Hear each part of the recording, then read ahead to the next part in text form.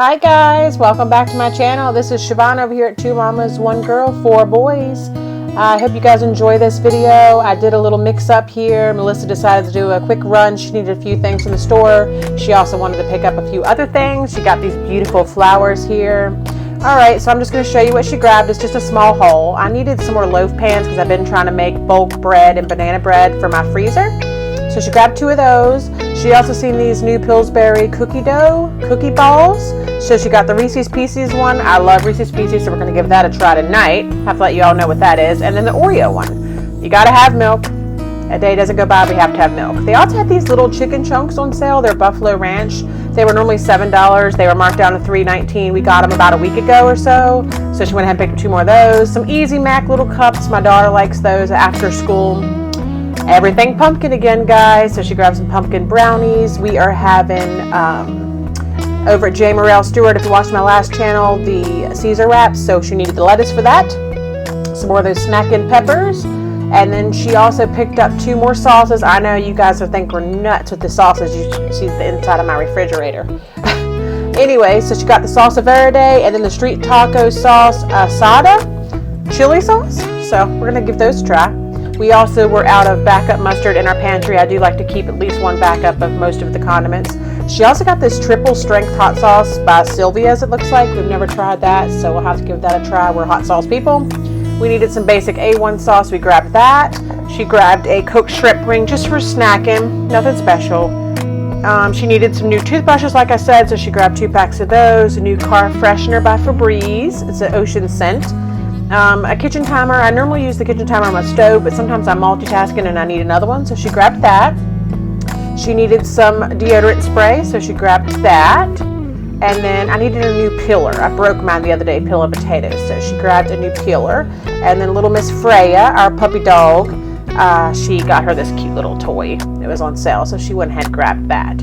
Also here, I'm going to show you our dinner that we had this night as well, so stay tuned. Alright, so this is an Asian inspired dish. It's a sweet and sour chicken dish. I kind of came up with it myself, kind of got some ideas from Pinterest, but it turned out amazing. So all we're going to do, I'm just going to saute up 1 pound of ground chicken. Really good. The only things I ended up adding into this was a little bit of salt, pepper, and sage. And then, like I said, I sauteed it up really good and got it nice and tender. There you go. You'll see the sage I added and then salt and pepper. So the other items that I ended up adding in the mixture that I sauteed all together for the sauce to go on top of my pasta, I used about 2 to 3 tablespoons of pure raw honey, and then I used about 1/4 cup of soy sauce, and then I used 1 tablespoon of garlic. If you don't know this by now, we do love garlic, so I did add about 1 tablespoon, like I said, of garlic. And then I sauteed all that up really good together. I ended up letting it simmer for about 15 or 20 minutes together. And then as you'll see here, it smelled amazing in the kitchen. It just was the best smelling thing ever. This ended up being a huge hit in our house. The kids just absolutely loved it. I think it was something to do with the sweetness of it. I'm definitely going to experiment some more with the honey and soy sauce mixture on a few different things. I am planning the beginning of next week to do a braised chicken in the oven, and I'm probably going to do something along this lines here, the honey and soy sauce. It really worked. Not sure if I mentioned this or not. I didn't get an end video of this, but we also popped in some sweet Hawaiian croissants for on the side. And then I also added some of those sweet snacking peppers. I added 1 full one in here. You'll see there, I went ahead and minced that up really good. 1 of the little yellow orange ones, the garlic, like I said, the soy sauce, the raw honey, and then we're gonna serve it over just plain ziti pasta. And then on the side, we're gonna have some stir-fried veggies. So there's the garlic and the soy sauce and the honey. And then I ended up garnishing the top with a little bit of cilantro. So good. There's the cilantro there, you'll see. And then we did the stir-fried veggies. I didn't actually stir-fry them. You can buy just the regular little steam in the bag from the microwave, and that's what it was. It was nothing difficult. I just steamed them in the microwave.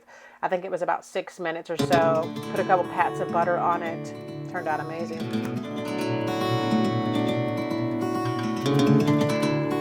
And here I am, just went ahead and added my honey and soy sauce and garlic and all that in there. I added that about, I don't know, about 6 or 7 minutes through the cooking process after I had already sauteed the sage, salt, and pepper together really good. So then I added the honey there, the soy sauce, and then garlic. And then I went ahead and added those peppers. And I mean, if you have children that aren't really big on peppers, I would say this was a really good dish to sneak those in there, because my oldest does not really care for peppers. And he came back for thirds of this dish. He absolutely loved it and had no clue. So it's definitely one of those meals you can disguise some veggies in there for your kids. I also absolutely love the color and the glaze, almost like that this mixture made.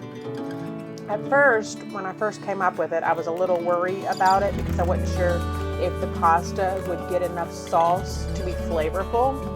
But all I did was added a little bit of pink Himalayan sea salt to my boiling water to do my noodles, and then I just put this meat mixture with the sauce that you'll see it creates here in a little bit with some cornstarch and water slurry mixture. Helps thicken it up really good, and it made it more saucy. So there you'll see I'm adding those peppers in there really good.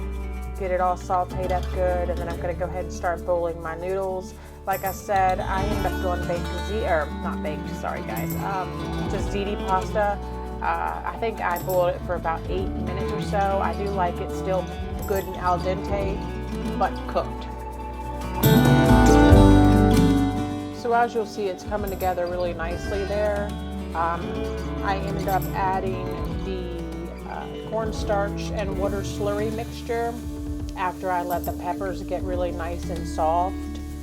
And here I am, there's my water. I went ahead and filled it about halfway, my stock pot full of water, brought it to a boil, added, I don't know, about 8 or 9 grinds of pink Himalayan salt, and that worked out really well.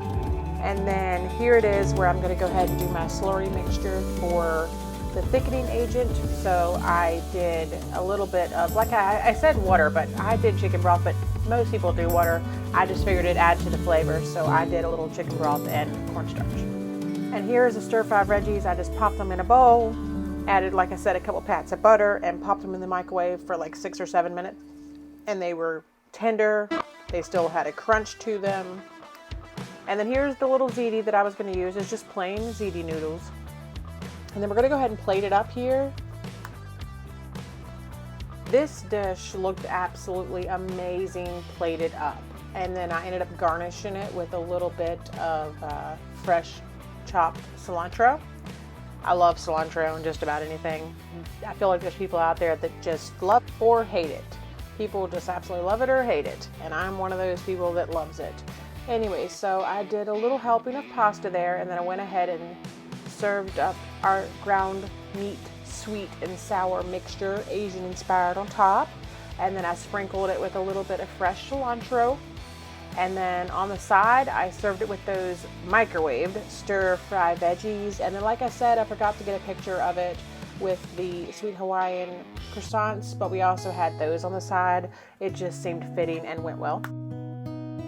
And here is our finished plate. This was a beautiful plate. It tasted amazing. It smelled amazing. I really hope you guys check this out for your family, and I appreciate y'all tuning in here to 2 Mamas, 1 Girl, 4 Boys. Stay tuned. I got some more recipes coming this week. Bye, guys.